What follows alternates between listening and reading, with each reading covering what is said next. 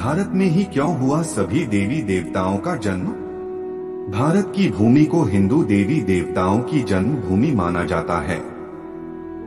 भारत के लगभग हर कोने में किसी न किसी देवी देवता या अवतार के जन्म लेने की कहानी पढ़ने सुनने को मिलती है। भगवान विष्णु के सभी अवतार भारत भूमि पर ही हुए हैं, जिनमें से सबसे ज्यादा प्रसिद्ध भगवान राम और श्री कृष्ण भगवान, जिनकी युगों युगों से पूजा होती है और होती रहेगी। उन्होंने भी अपने जन्म के लिए भारत माता के पवित्र कोख का ही चयन किया। वीडियो में आगे बढ़ने से पहले हमारे YouTube चैनल जीवन ज्ञान संगम को लाइक सब्सक्राइब करें और कमेंट में जय श्री राम लिख दें। ऐसे में यह सवाल उठता है कि आखिर वह कौन सा खास कारण है जिसके चलते हिंदुओं के तमाम देवी देवताओं का जन्म भारतवर्ष में ही हुआ, जब हिंदू धर्म के अनुयायी भारत के अतिरिक्त भी दूसरे देशों में भी हैं। इस सवाल का उत्तर जानने के लिए आपको प्राचीन ग्रंथों का अध्ययन करना होगा। मार्कंडेय पुराण के अनुसार बताया जाता है कि आज भारत का क्षेत्रफल जितना दूर में फैला है, प्राचीन काल में वह उससे कई गुना ज्यादा बड़ा था और तब उस भूभाग को जम्बूद्वीप के नाम से जाना जाता था। मार्कंडेय पुराण के अनुसार जम्बूद्वीप उत्तर और दक्षिण के बजाय मध्य के क्षेत्र में सबसे ज्यादा फैला हुआ था और फैलाव क्षेत्र को मेरु वर्ष या फिर इलावर्त के नाम से भी लोग जानते थे। प्राचीन काल में एक चक्रवर्ती सम्राट हुए थे जिनका नाम कुरुरवा था। उनकी माता का नाम इलावर्त था। इलावर्त के क्षेत्र के मध्य में सुनहरे मेरु पर्वत का निवास था, जिन्हें पहाड़ों का राजा कहा जाता था। उस पहाड़ के ऊपर भगवान ब्रह्मा का नगर था, जो ब्रह्मपुरी के नाम से जाना जाता था। ब्रह्मपुरी के निकट ही लगभग 8 की संख्या में शहर बसे हुए था, जिसमें से एक भगवान इंद्र का तो अन्य शहरों में अन्य देवी देवताओं के भवन होना बताया गया है। त्रेता युग में क्या कहा गया है? पुराणों में त्रेता युग से संबंधित विवरण को पढ़ने पर पता चलता है कि भगवान राम के अवतरण से भी हजारों साल पहले मनु स्वयंभू मनु के पौत्र और प्रियव्रत के पुत्र ने ही भारतवर्ष की नींव डाली थी। उन्होंने ही इस भारत को बसाया था। उस काल में इस भूभाग का नाम कुछ और ही था। कुछ लोग मानते हैं कि इस भारत देश का नाम भगवान राम के नाम पर पड़ा है, लेकिन धर्म ग्रंथों में इस संबंध में अलग अलग मत देखने को मिलते हैं।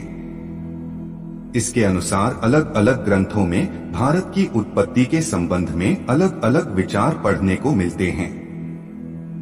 वायु पुराण में बताया गया है कि प्राचीन काल में कोई महाराज प्रियव्रत थे, जिनकी अपनी कोई पुत्र संतान नहीं थी।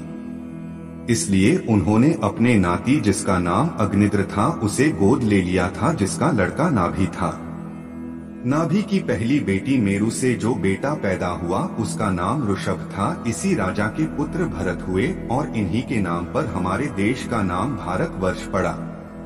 प्राचीन काल का भारत देश का क्षेत्रफल काफी विस्तृत क्षेत्र में फैला था और इसमें कई बड़े देश जैसे पाकिस्तान, अफगानिस्तान, श्रीलंका, बांग्लादेश, भूटान, नेपाल, ईरान, इराक और चीन की कुछ भाग भी भारत के अंदर आता था। हिंदुओं के मंदिर केवल भारत में ही नहीं बल्कि दुनिया के अनेक देशों में देखने को मिलते हैं। भारत के अलावा इन देशों में स्थित हैं हिंदू मंदिर।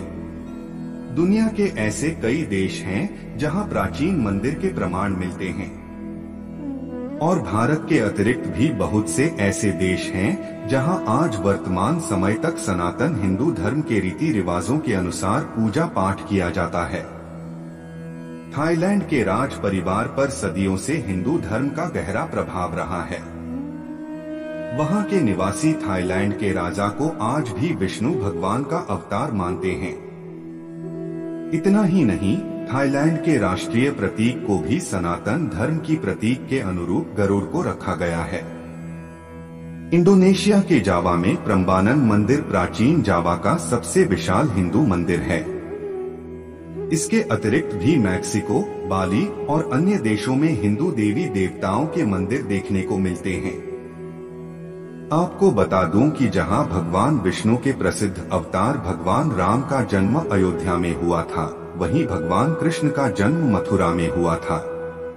इसी तरह भगवान हनुमान जी का जन्म किष्किंधा में हुआ था। भगवान भोलेनाथ कैलाश में वास करते हैं। ये सभी स्थल भारत में ही हैं। सभी के सभी हिंदुओं के महान देवता हैं और इन सभी का पूरी दुनिया में पूजा की जाती है।